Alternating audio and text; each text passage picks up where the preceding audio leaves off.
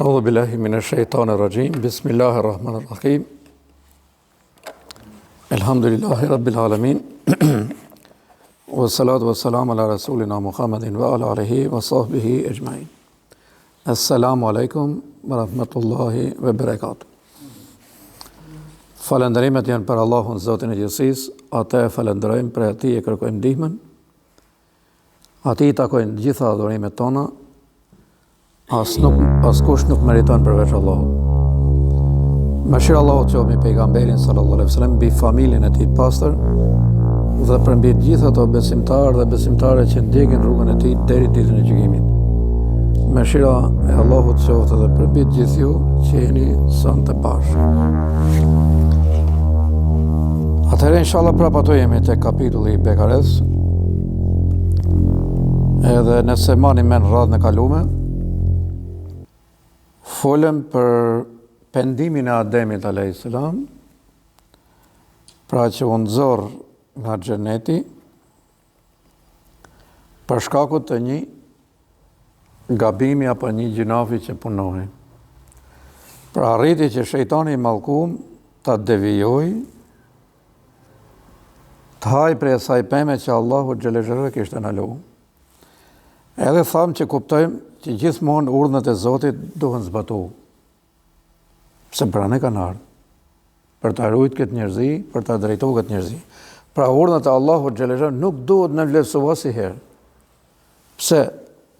Pra vetëm një herë në vlerësoi Ademi a.s. dhe e mashtroi shejtani mallkuar, Allahu xhelexhere ja pranoi pendimin, e fali Ademin a.s. së bashku me Havën, por duhet me pas kujdes.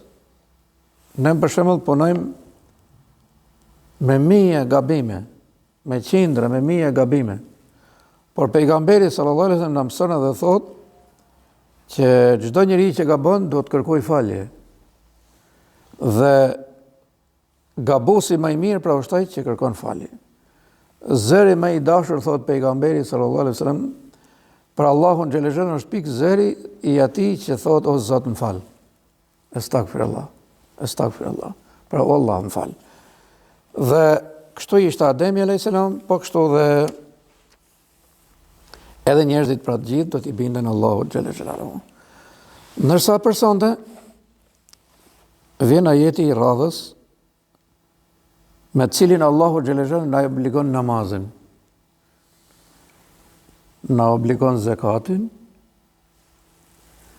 edhe falën i thot Allahu xhelexhere, ashtu sikur bin njerëzit e tjerë në ruku, edhe ju bini në ruku me ata që bien në ruku. Wa aqimu salat, wa atu zaka, warka'u ma'a ar-raki'in. Falini namazin, jepeni zakatin dhe faluni me ata që falen dhe me ata që bini në ruku, bini dhe ju në ruku. Pra, falja namazit përmendet shumë herë në Kur'an. Por është interesant se gjithmonë përmendet me zakatin. Pra me dhënien e një pjesë të pasurisë. Ose me e thonë bashkëmarrë shqip, është pastrimi i pasurisë.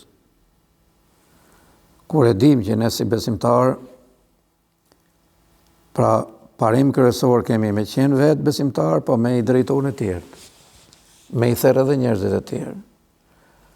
Ose me e thonë pak ma mirë, ne nuk jetojmë veç për vete. Kur jemi tek ky moment,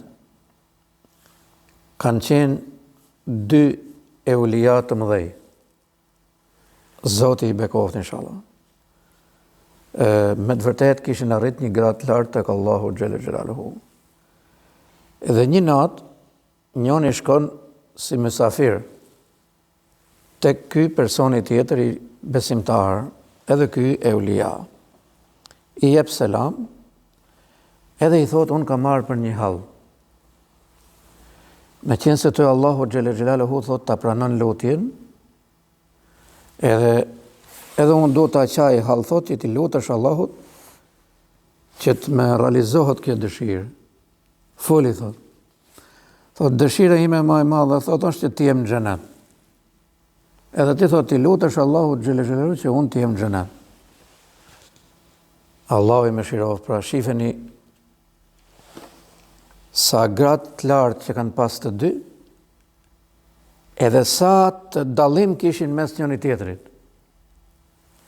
Tha unë dalotëm për ty, tha, po me i kusht. Që në qofë se ti lotësh për mu, se unë kam i hallë më të madhë.